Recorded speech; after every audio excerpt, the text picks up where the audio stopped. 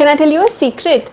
The habits that have actually saved me money are deeply, genuinely boring. Some of them are even embarrassing to say out loud. If you're new here, hi, I'm Sirisha, a chartered accountant. So basically what happens is we try to make decisions for our future self who are way more disciplined than we actually are. So obviously that doesn't work out. So here are my 5 boring habits which actually help me close this gap. And you'll notice all of them do the same thing. They just put a structure between me and the decision that I would otherwise get wrong.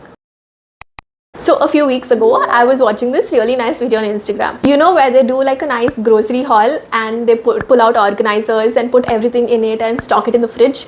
So satisfying to watch. So by the end of this video, I ended up on Amazon looking for the exact same containers. I got a phone call, so I stepped out for 10 minutes. When I came back and saw the cart, I realized, wait, we actually have these containers at home. Then I read this somewhere that our brain doesn't get this dopamine spike from actually buying stuff. It is from wanting stuff. Basically, browsing it, adding it to the cart, imagining it in the kitchen. That's where all our happiness comes from. Buying it is the least interesting part. So here's the hack. When you browse, imagine and want something, add it to your cart. But wait, close the tab and give it some time. Basically, the habit is for any non-essential item, have a limit. For example, mine is 2000 rupees. Yours can be anything. Anything above this limit, after you add it to the cart, you have to wait for some time, at least 48 hours, before you decide if you're going to buy it or not. If you still want it after 48 hours, happily buy it guilt-free and enjoy it. But most of the times, we end up not buying it. And this saves a lot of money. So a lot of saving money tips come from not buying stuff.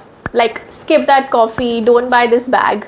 But the problem is, this works for 2 weeks and then we just get tired of it. So I tried to do something opposite. During my first year of working, I wanted to buy this watch for myself. It was a smartwatch.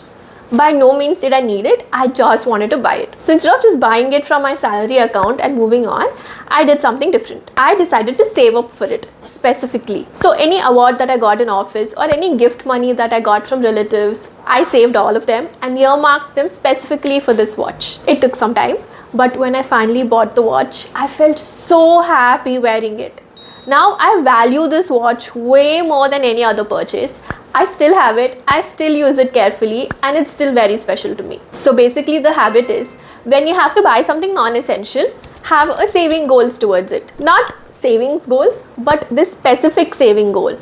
Because our mind doesn't like abstract things. It likes very specific things. So like this watch, this vacation, this bag, that is something that we're working towards. So here the bigger benefit is not really saving, but it's buying something which means a lot. Habit 3. Okay, this one is a little embarrassing. Basically, a few months ago, I got this editing software. I used it once or twice to figure out how it works and conveniently forgot about it. Now I was doing this quarterly audit and turns out I was actually auto-paying subscription money to this app for months. And I found out another thing during this audit.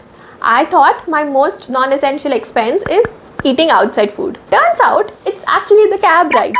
Cab rides taken to eat this said outside food or to meet my friends or to go anywhere else. And I wouldn't have figured out both these things without my quarterly audit. So the habit is every quarter, spend some time and do your audit. Basically see where your expenses are going.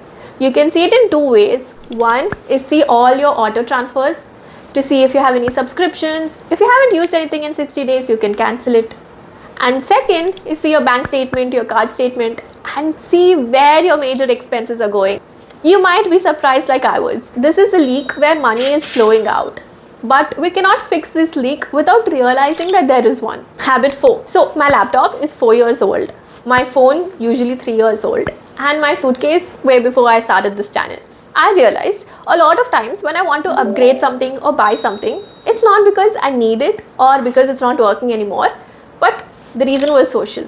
Basically, I saw it in a picture when someone was using it and it looked very cute, or there was a new feature which came out which was very cool, but I absolutely don't need it. Once I noticed the gap between this is not working and I need to get a new one versus I just want to buy something, the difference became clear. The boring habit is basically to let something finish its useful life or functional life before replacing it. Of course, the exception is if something is broken and is costing us time and money, we can replace it without guilt. Okay, this last habit is actually structural. A lot of us think we're going to start saving this month and by the end of the month we have something or the other which comes up, a birthday party, a dinner out with friends, or a new thing to buy, and it becomes, I'll start saving from next month. So what I started doing is, within 2 days of money coming in, a fixed part of it goes out to either investment saving or for a fixed expense or any other bucket that I've decided in advance to. Then later on, I don't have to worry about whether this money is going to that particular place or not.